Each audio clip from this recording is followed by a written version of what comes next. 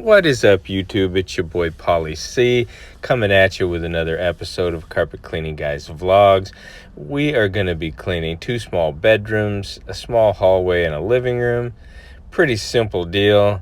I'm going to go ahead and vacuum all the areas with the Hoover Hush Tone Commercial Pro Vacuum. And then I'll move on to spotting, pre-spraying, and using the Orbot Vibe. But I did want to share with you guys and gals a little trick that I kind of picked up here over the last few days using the Orbot.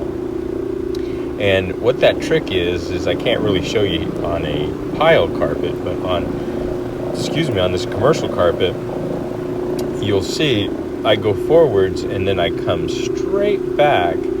So it's hitting it double, but what it's also doing is it's removing my footprints.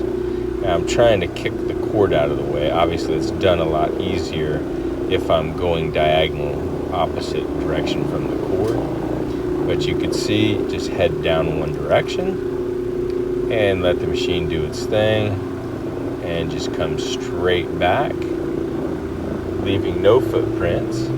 And actually, on a few of the frise carpets that I did, medium pile carpets this morning, it just left nice, even, uniform rows, everything going the same direction because you're pushing one and pulling back. I'll show you on shorter strokes. You can actually just go in, work your way back out, and then pull it over a little bit, go in, work your way back out. Pretty simple. I'm sure other people have thought of this. I do like putting those triangles down. But when you have multiple jobs and you want to do a quality job and get in and out, the stroke usually pulls the fiber in an upright position because we're orbiting, we're not using a rotary. So it's lifting and restoring the pile, which is great. You can see here, obviously on the flat commercial carpet, it wouldn't make a difference, but it does show the footprints. So I didn't want to have to come back through and groom it. All right. Using 2 of the Mighty scrubbing pads. No need for a double pad or a cotton pad. This is doing fantastic. 2.5 gallon jug and my work sprayer. And of course the Orbot Vibe. Oh yeah. Now I will be loading my swirly on the truck later today. So you're probably going to see me using my swirly. I love the swirly. And I am going to be using shower feed. Oh yeah, so stay tuned for those videos. Let me show you what happened. When I got here, the customer was in a hurry. She was late, so she wanted to move the sectional, and I offered to help.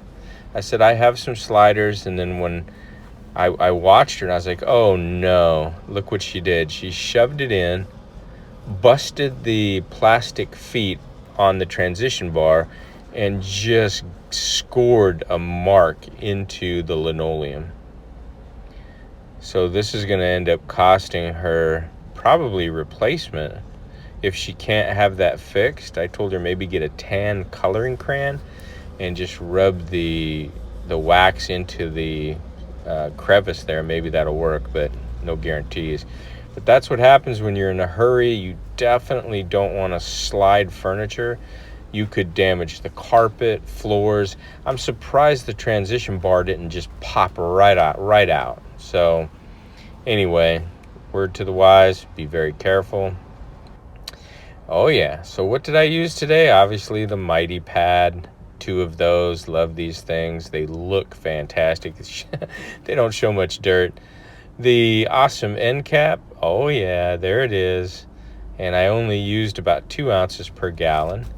And then the War on P. This is a tester bottle. It's an enzyme, super strength enzyme. Working amazing. Oh yeah.